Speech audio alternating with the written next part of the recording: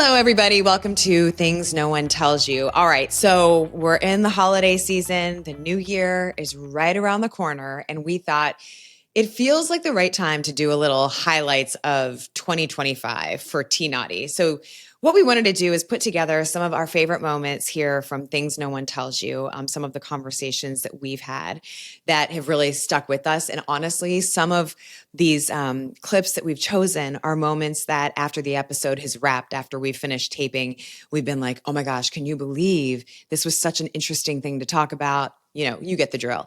So we've compiled sort of a little Things No One Tells You time capsule here of some of our favorite conversations. And I think when you're talking about common threads through these conversations, vulnerability and relatability is absolutely one of them. I think that that's what this podcast is built on. And that's why I think for those of you that are part of this community, building that connection is really based in that. It's also things that we've learned from guests, like their confidence, conversations about identity, about what happens after the big moment, or when you happen to be right in the middle of it. So if you're in a season of chasing something, maybe you're landing something, or you're trying to hold on to something, these clips might feel just the right time. You're going to hear about imposter syndrome on a movie set, mentorship in high pressure work environments, the things no one tells you perspective from the journey of a starting quarterback in the NFL.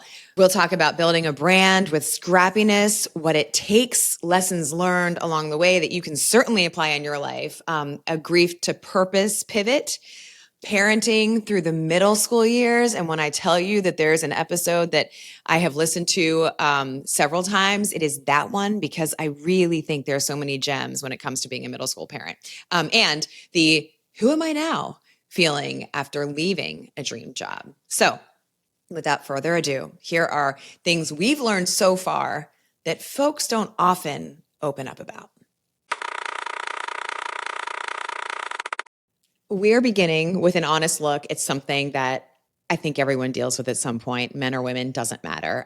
This is a look at imposter syndrome. And this was a conversation with my good friend, actress Stephanie Szostak. Stephanie has been in a ton of movies, including The Devil Wears Prada, Dinner for Schmucks. She played Delilah in A Million Little Things. But Stephanie and I were having this conversation. She has done so much work with mental health also, and has created a book called Selfish, which is a playbook for people to have to help them basically have a highlight reel of confidence and a way for you to work on those things daily. So this is the moment that I thought was so fascinating in our conversation, because Stephanie was sharing how she had a crippling bout of imposter syndrome when she landed her first big movie. And when she is talking about the actors that she was on set with and what happened and how this created her new focus on this other area of her life, I was like, you have got to be kidding.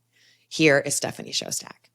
I think another thing people don't tell you is when you get to the place that you've been working for so long, and you've worked hard, and finally you're there at the place, and now you land in that place, and instead of being like, yes, okay, I'm ready, you all of a sudden lose your confidence, and you feel like, oh my gosh, I am not equipped. I am not good enough. I'm going to be found out. I'm a fraud, basically. And that happened to me, so I started acting at 29, and for the first 10 years, I was just really hustling. And then after 10 years, I got a big break, and I booked my first lead role in a big studio film called Dinner for Schmucks. And I'm playing opposite Paul Rudd. You've heard this story a lot. I love this story. Paul Rudd, Steve It shocks me every time you say it. I'm like, what? And I really just lost my confidence. And I remember my self-talk basically after most takes was, oh my gosh, that sucked. My own performance, and then I was like, oh, they're going to think it sucked. They're going to think I suck. I do suck. I don't belong here. I'm going to get fired. And I didn't have anyone to get my head out of my butt on the sidelines to say, what your mom told you. You're going to be on this set and you're grateful that you're learning and all this thing that could debunk this toxic self-talk. And so it impacted not only my performance, but also how I related to other people and my well-being.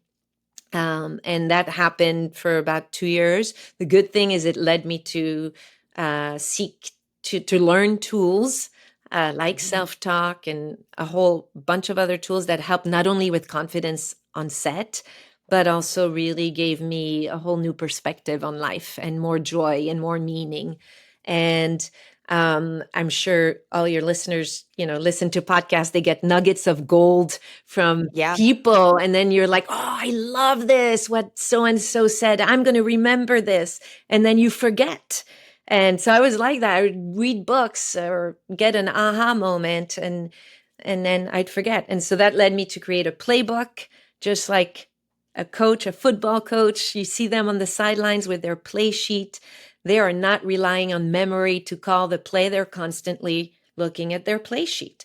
And so what if we could have our own personal playbook that we could look at in the morning before we get distracted by the news, before we get distracted by emails, the to-do list, all of that. We would see our playbook that reminds us of all the things that help us respond when it's, 4th and 1 in the fourth quarter of our lives. Something that surprised me so much from that conversation was just the thought that success doesn't always bring confidence, but sometimes it actually rattles it, and in those moments, I don't know if you've been there, but you can feel completely out of control with yourself. And I love how Stephanie has sort of given a playbook to getting yourself back under control, using the self-talk or whatever your tactic becomes. Anyway, so Stephanie put words to that, like, I'm going to be found out type of spiral. Our next clip is from guest Kadi Lee, hairstylist to the stars. She owns a brand and also a salon out in California. Her clip is really the flip side because it's more like what it looks like when you do have a steady voice in your ear in terms of mentorship. So from confidence wobbling to confidence being coached. Stephanie asks about needing a playbook. Kadi kind of shows what it looks like when someone hands you one. So Kadi rose to hairstyling fame because she began working with high-level A-list movie stars, including Julia Roberts. And this is one of my favorite clips from our show. She talked about the first time she was invited to work on one of the most famous actress in Hollywood's hair. Here it is from Kadi.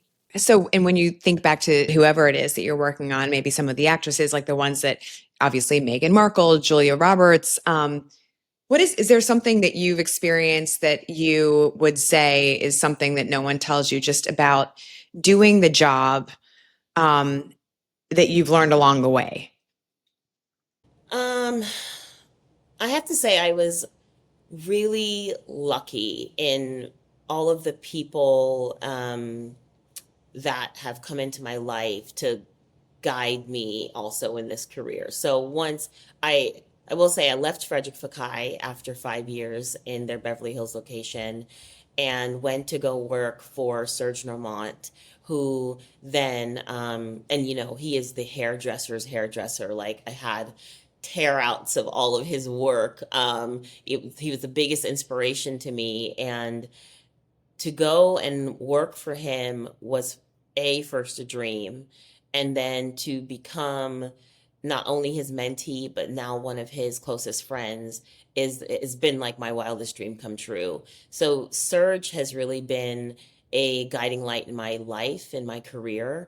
And so yeah, there were things no one told me, but I also had like a very great bird in my ear telling me, guiding Yeah. me and telling me things. And Serge has always worked with like the utmost of discretion and elegance. And I just always wanted to be like him, so I kind of emulated him. And when he gave me the opportunity to first work with Julia, like well over like 15 years ago, I just followed his lead. I mean, he was there with me that day and has really never left my side. We work as a team. So I never had to wing it per se in a very high pressure situation because he taught me how to be. That's awesome. So he was just literally like, do you want to come work with me on Julia Yeah, Roberts? literally, that was just And with that day, what do you remember thinking? not being able to breathe. Really? which Why? is But so funny. he obviously was like taken with the way that you did your work. So like, why did you feel that way, do you think? I mean, I work with chemicals, so it's like no pressure. Come with me, and you have a few hours to take Julia from brunette, which she was at the time. She just finished filming a film, and I had to make her blonde in one day for a Lancome commercial. Oh my And gosh. yeah, and it's like she is a busy person, and with raising young children, and time was of the essence, and it was like you didn't get 9 hours to do this. Like I literally had perhaps a morning, but Serge helped. And gosh, I just remember that day finishing, and he called, and did he send me a message or did he call? I still remember what the message was, but you know, she loved you so much, but she wants to know, does she speak? Because I was so just focused and silent the entire time, and working I mean, head down, like military precision, that she thought I was like mute.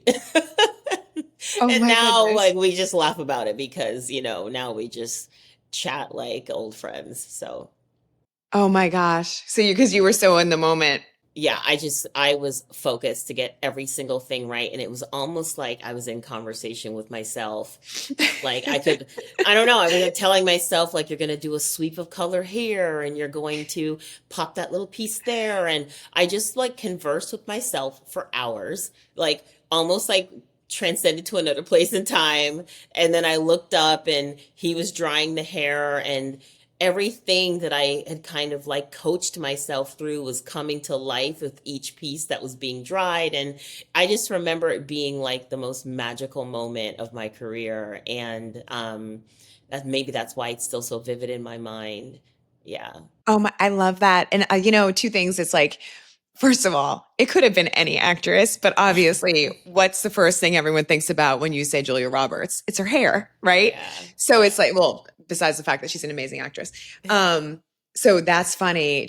And I think that's so awesome because, I think about it like on the course of my journey or other people I talk to. And it's like, there are these moments along the way where you're just kind of like, this is exactly where I either am supposed to be or like want to be in this moment, where it's like the thing that you have had the passion for, it kind of gets reaffirmed. Like it sounds like that's kind of what it was, right? It's just like, this is, yes, Yeah. like it's lighting you up.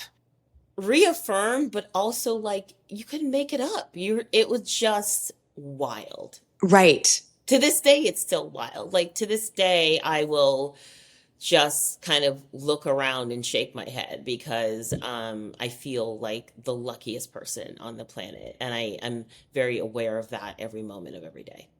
You know what's funny is when people that have reached such a high level of, I want to say, I guess, for lack of a better term, success, say that like you look around and you feel like the luckiest person on the planet. But it is, if you take a step back and look at the people, and especially like these guests that we're talking to and what they've accomplished, there really are common threads. It's no surprise that Kadi Lee is wildly successful at what she does. She has coaching, she had a vision, and she really, though, has managed the people aspect of it. Her whole salon is built on the fact of a gathering space where people can join and talk in community and talk about serious stuff. Or, as she said, when she's actually working on hair, she doesn't love to talk at all. She just wants to be in her workspace. So, regardless of how you work with your own talent and your own personal performance, with people that are really effective in high pressure environments, it really also comes down to how they work with those around them. And that leads me perfectly into the clip from my next guest. High pressure moment, how pros react in real time. Kadi talked about that breathless, high stakes focus. We're going to stay now in that pressure zone, but in a totally different setting. We're going to take you to the gridiron. But sidebar, before we go to the gridiron, I'm going to take you to the racetrack because last May I was at the Indy 500 and I was in a watch area in a suite, and I turned around and I looked over and I saw this group of people, and Daniel Jones was like, oh, hey, because we had worked together covering the NFL, and I connected with him. He had been in Indianapolis not for a long time at all because he was just brought on as the new quarterback and he wasn't even named the official starter yet. But I remember being like, oh my goodness, this is fascinating because no one knew what he was going to be able to do there. I think what people knew is he started out successfully with the Giants, but then things, went really up and down. And he had been with a couple different teams before landing in Indy. So what I noticed right away, though, that day was that he was there with a few of his teammates. And I thought that was really cool because they were basically hanging out, but he really had not been in Indy much at all. And in fact, that was a lot of our conversation talking about what do you know of the 500? What do you know about just Indy in general as a place where you would be living? So that just struck me as like, whoa, here's this guy that kind of at this moment in his career does have a lot to prove based on what the fan base thinks. And he's coming in as this guy who's going to fight for the starting job and what's going to happen with the Colts, what are fans thinking? And then to go from that to see what he did at the start of the season, that meteoric beginning to the season where people were like, how could we have ever doubted this guy in the first place? I was just watching and being like, you go, you build that success on what you know so well, which is just you're great at your craft. You're a constant hustler with your work ethic, but also above all, probably he's incredible with the people around him. Like he's a great connector and he's very good at figuring out how to create, maintain, and really nurture his relationships. And the truth is, it takes that special type of leader who is going to find a way to connect with all these other people if you're going to a new situation, just like a workplace. So I loved watching what he did this season. I loved what he had to share with us. And I hope that you will take something away from this clip from an NFL quarterback. What would you say is the thing no one tells you that you have experienced on your journey so far that you think is valuable for other people to learn from?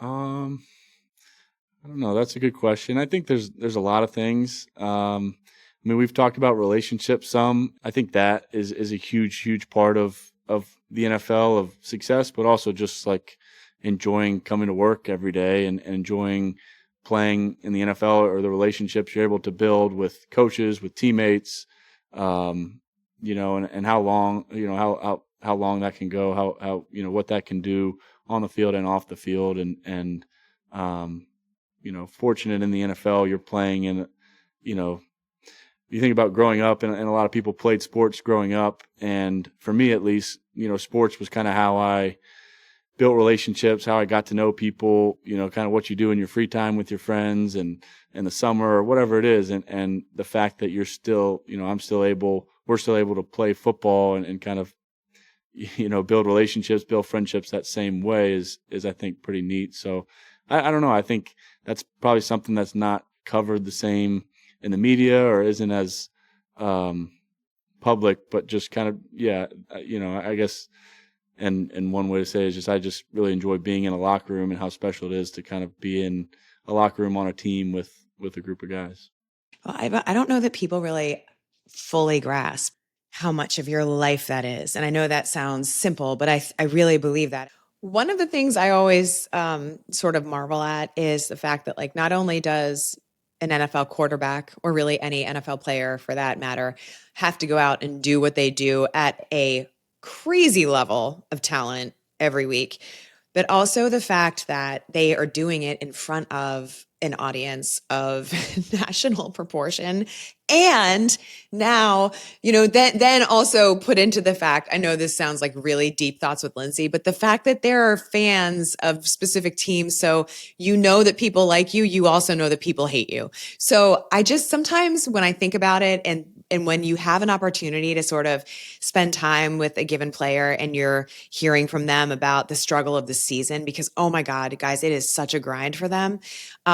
Not only like physically, but mentally. Sometimes I just think like, then people don't even realize that added part, right? That it's that pressure. And I think sometimes that makes the highs feel so much higher, like making an amazing play, people are going crazy, but certainly it makes the lows feel so much lower. Like when you drop a pass, when you make a really boneheaded play, when you throw an interception, whatever it is.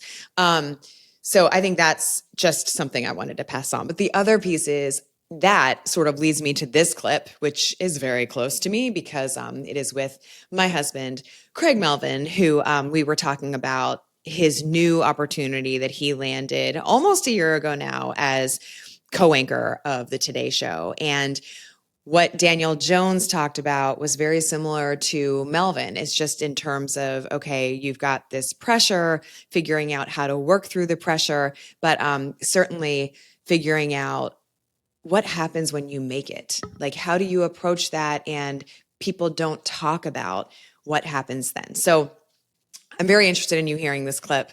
I also want to share that Melvin, we start this because he's discussing some of his favorite parts of his job. And I think it's very telling where he begins. I enjoy interviewing people who have just ordinary people. And I hate to use that adjective, but Everyday, just like regular everyday people, folks. Yeah. Famous, whatever that means now. But those people who've overcome something extraordinary or done something extraordinary, I like catching that person the day after they've had the best day of their life, and they didn't see it coming. That lights me up. Don't get me wrong. I'm not saying I don't enjoy like A-list movie stars and spending time with them. I'm not saying that, but I would rather have the other end of the spectrum, if that makes sense. The unexpected. Yeah. The relatable. So wait, so that's the thing no one tells you professionally. No one also, I would also add to that, I don't know how much time we have for this podcast. Take your time. No one also tells you the sheer sacrifice that is required to make it. I use air quotes deliberately. I think that a lot of people don't understand how hard you have to work, how much you have to be willing to give up, how much you have to second guess yourself and your decisions and feel like an imposter, how much you have to experience all of that to eventually make it. And even when you make it, whatever that means, if you're doing it right, you still don't feel comfortable. You still feel like you constantly have something to prove professionally. And I think it's a good thing. Why do you think that is? Do you think it's because you're trying not to fail and you obviously don't want to get fired from the thing that you've gotten to? Or do you think it's also a piece of human nature? You get there and then, well, what else is there? What do you think? You climb a mountain, you get to the apex and you look around and you're like, wow, this view's amazing.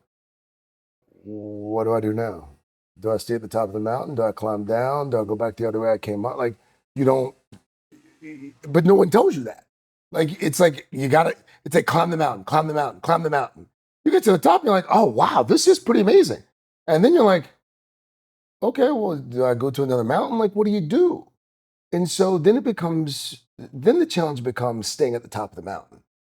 And no one tells you that. No one tells you that you can work towards something your entire professional career.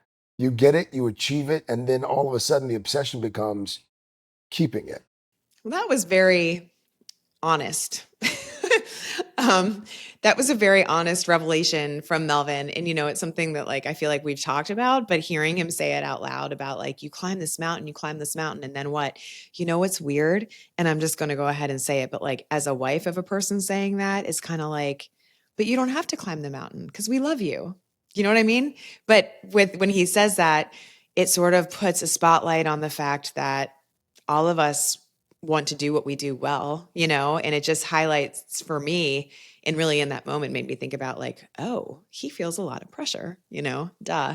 But I thought it was sweet, but I thought it was real. And I was really grateful that he was so open about that. And speaking about climbing the mountain, as he said, this next conversation is also similar. It's also about chasing the summit.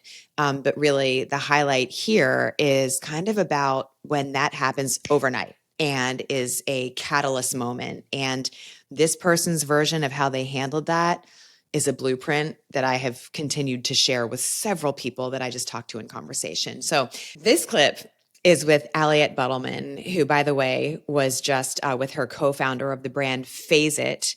They were honored as 40 under 40 by Forbes. So congratulations.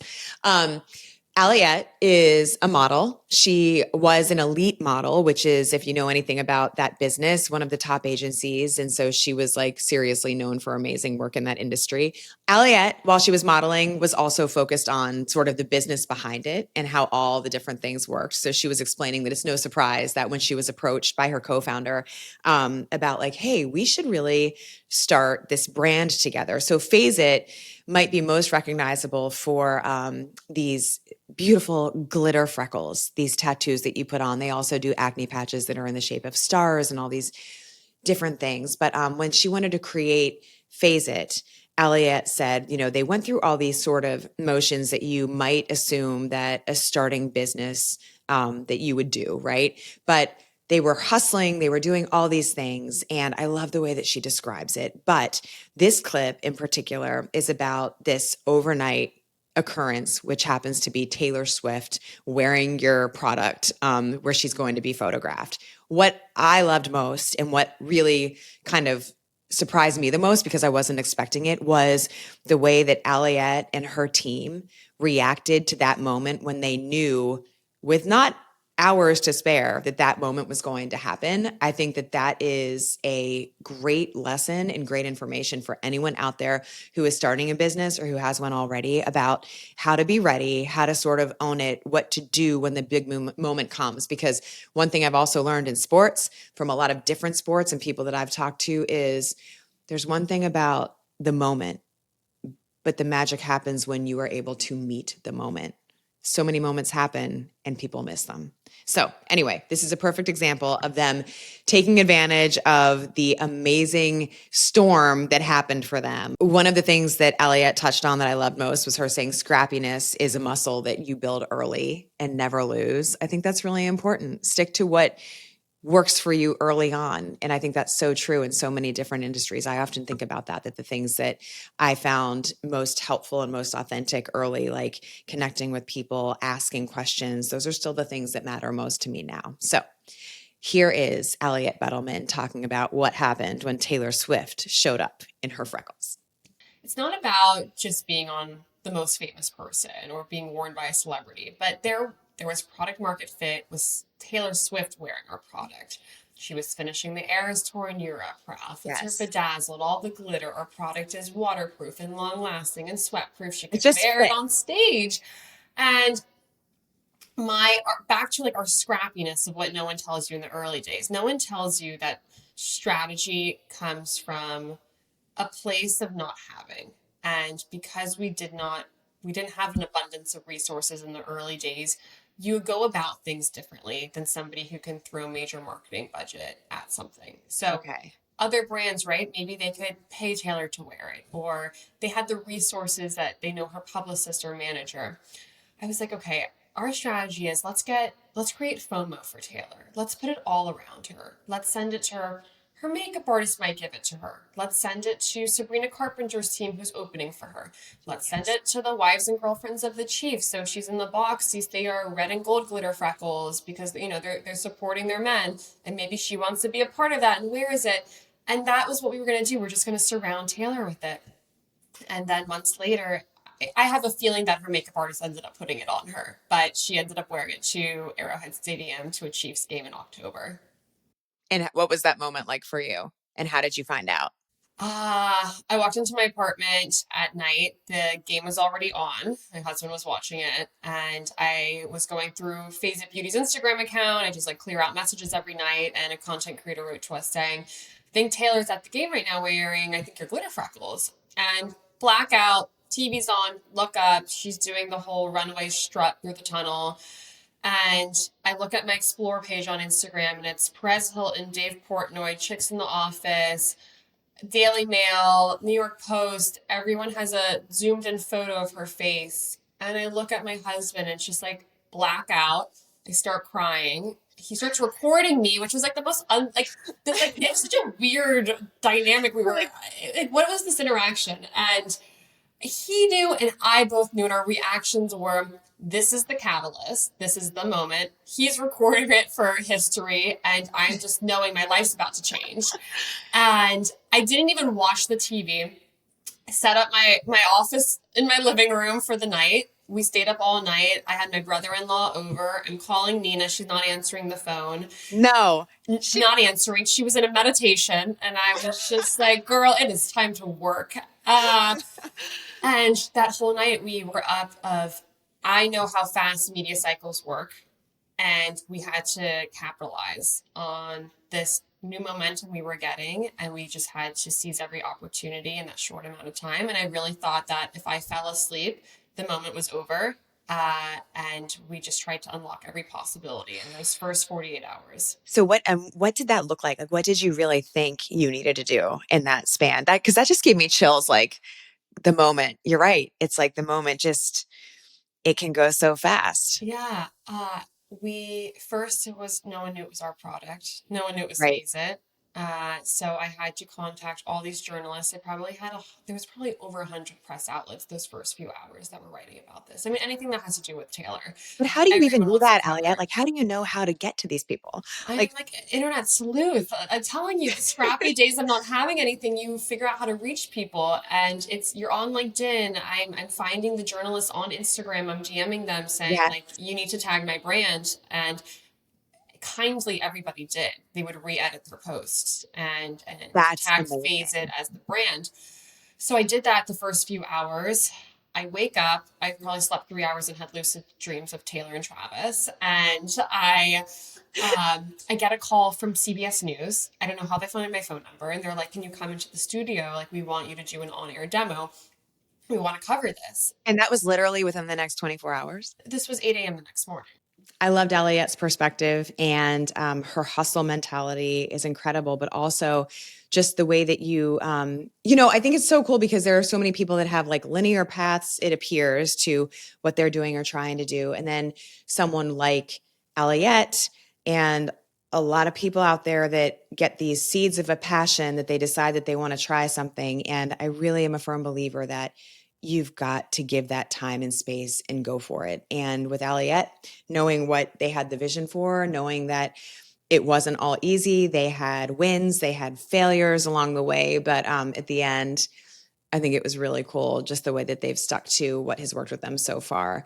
And obviously, it takes a lot of faith and people believing in you and believing in yourself. And in terms of the topic of faith, one of my favorite episodes this year that I was really excited to do was a conversation about faith in football, specifically in the NFL, because I, covering the sport, have seen just a lot of examples of how faith has impacted teams as well as players individually, of course. The Buffalo Bills invited us to training camp to sit down with team chaplain Len Vanden Bos, and we were joined by former player, retired Buffalo Bill Lorenzo Alexander, because Lorenzo is someone who has had a lot of experience and is very involved with faith in the locker rooms. But Len is a team chaplain, has been for several years. It is his full-time job. There are only a handful of full-time NFL chaplains in the league. Most teams, in fact, have someone who's a chaplain come in, but who works maybe full-time somewhere else at a different church or establishment and comes in just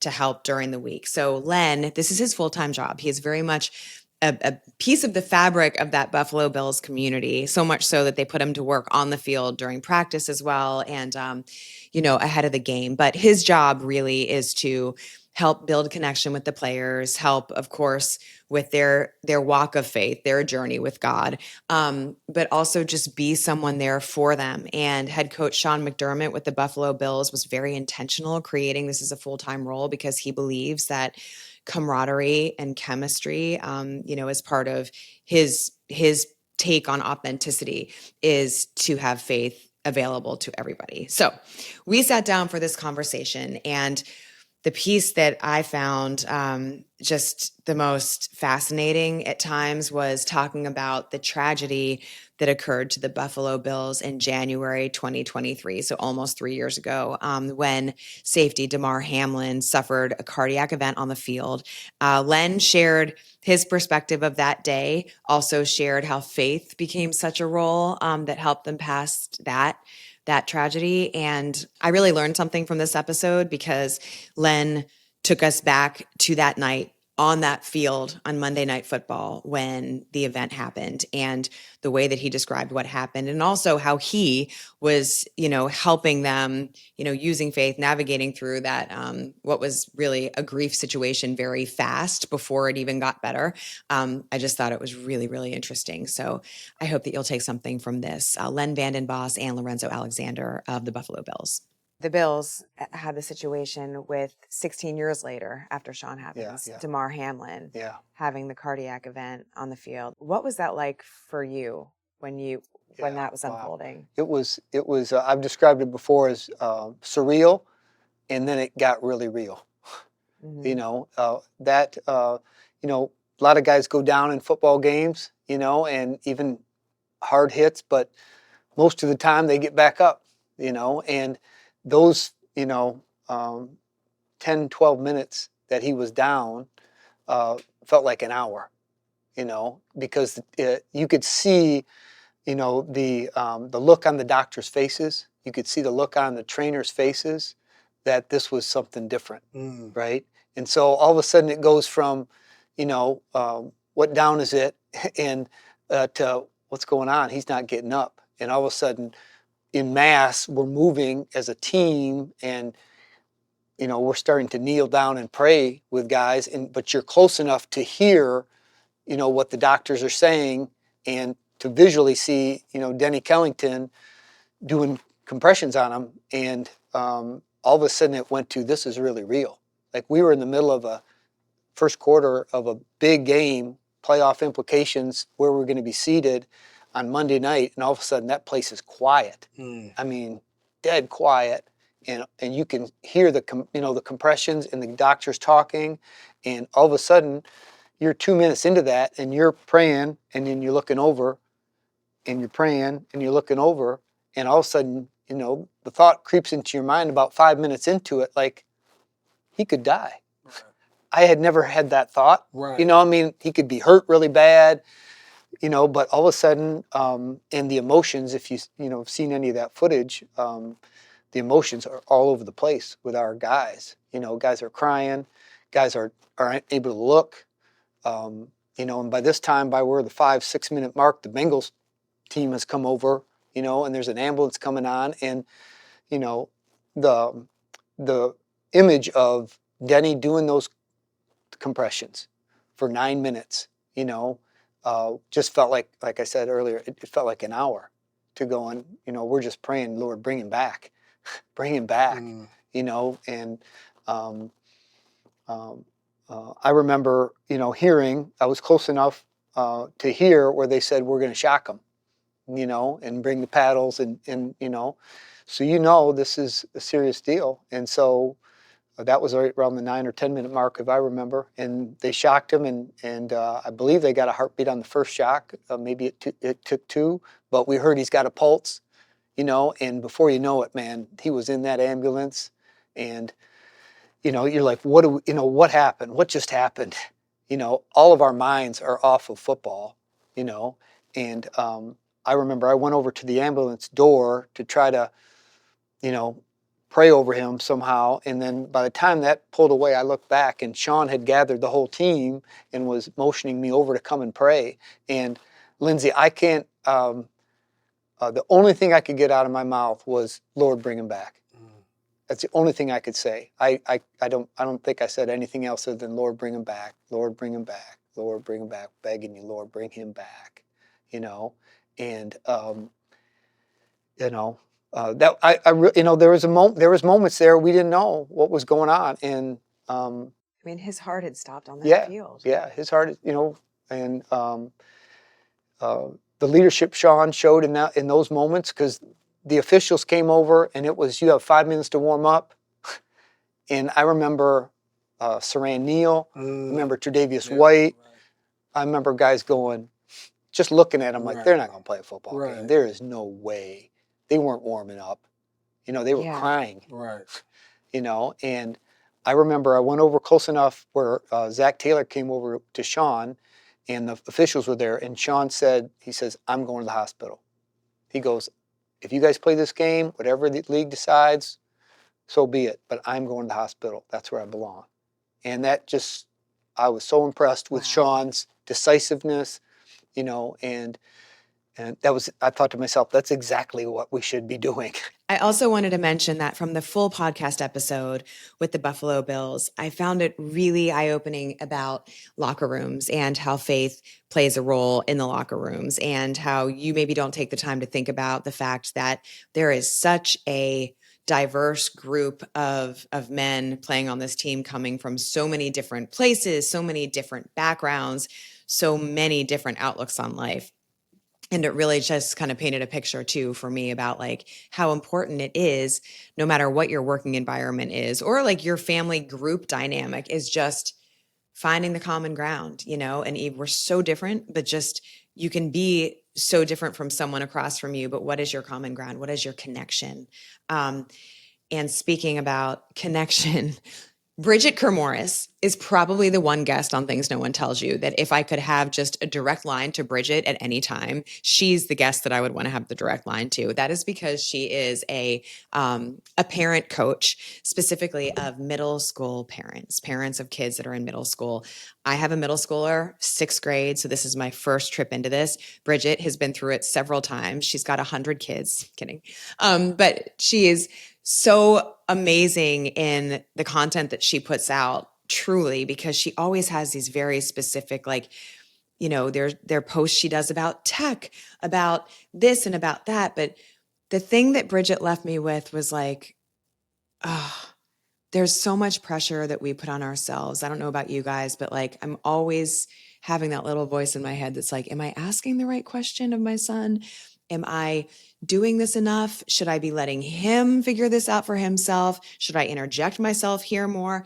But with Bridget, when she talked about the thing no one tells you, it almost just brought me to tears, because I thought, across the years and the decades and the generations of parents, this one thing never changed, and it still hasn't changed, and it's not going to change.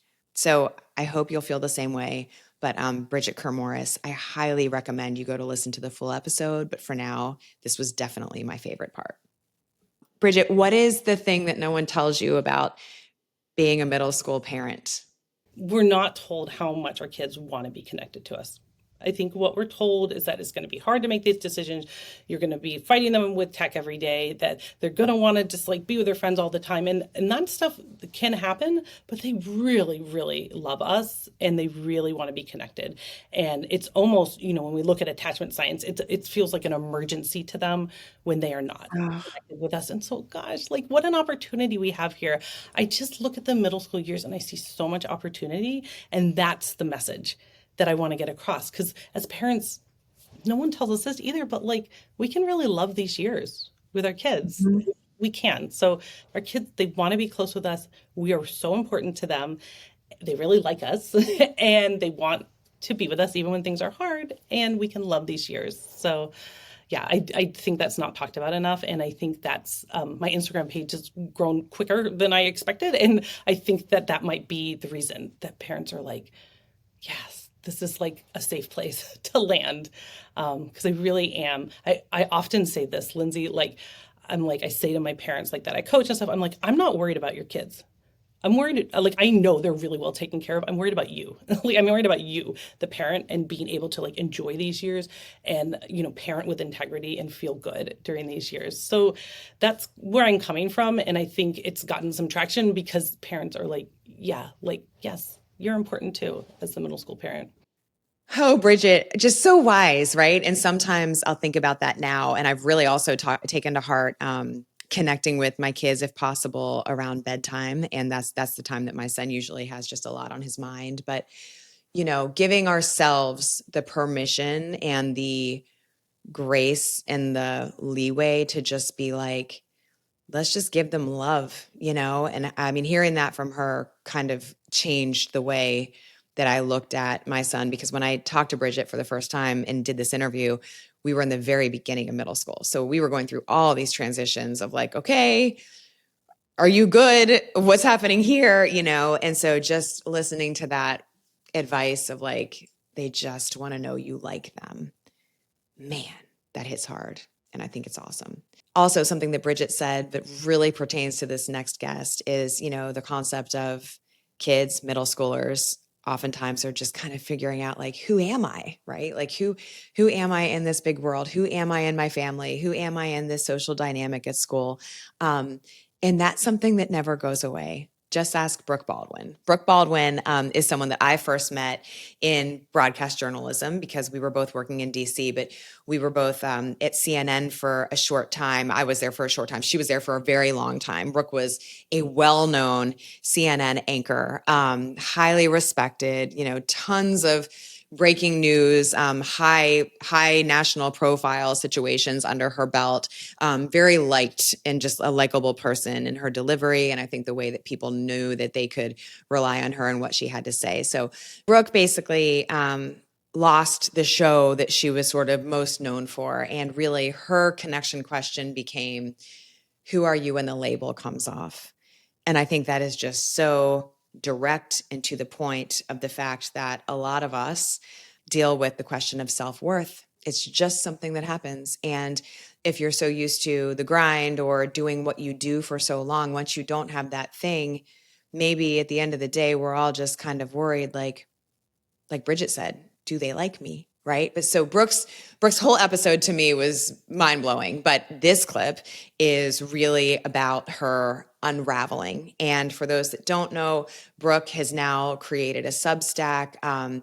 She has a book. She has been on Oprah's podcast. She has really built her platform now and her brand that's very similar because it's the same authentic Brooke Baldwin that she was at CNN. But this is really the open, honest, current version of Brooke Baldwin on this platform that she has now, where she shares what she's gone through, what she's going through, how she's seeing things with anyone that that is willing to listen, that wants to listen. I think it's amazing. And this is Brooke being really, really honest about what that feeling is like.